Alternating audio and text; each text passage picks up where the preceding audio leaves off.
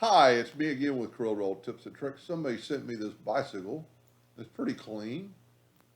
And they sent me the no sign for like no anything, but it's going to be for no bicycle.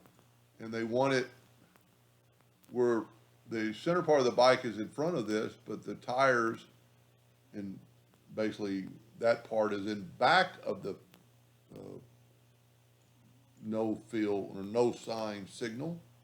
So we're going to hit P and put it in the center of the page and bring in our deal and put P. Um, that's about where I had it last time. So the easiest thing to do for me for this is to take this and nudge it over. Go ahead and go to object and break it apart so we can use the boundary tool and make a boundary of it. And now you can see I've nudged it down and back over. Now I need to group the bicycle back together for Control G. But what I'm going to do is I'm going to move this out of the way. I am going to take the red Smart Fill tool. I'm going to fill in that one and fill in that one. Now I can take that away and I can fill in the whole thing in red. Now I'm going to take my bicycle and nudge it back over, but I'm going to put the bicycle to the front of page. Now all we have to do is nudge these back and put them to the front of page. And it looks like, now there are some lines there of the boundary tool probably, but if we would take, let me move that out of the way, make sure that doesn't have a boundary and move it back.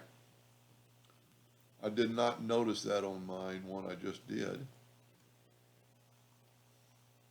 So what we could do, we can possibly try this. See what it looks like. See, there's no line there.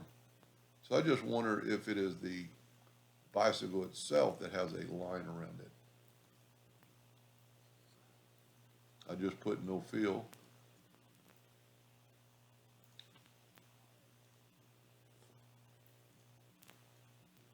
Well, there's still a 10 of a line there. We cannot, one thing I could do is make the outline red. That took away the line. Let's see if on the other one too. So that's a little trick right there if you've got a marking boundary line. So now the bicycle's in the front and the tires are in the back. I don't know if they're going to put that on a sticker or a poster board or what. Anyway, I hope that helped. Thank you for watching.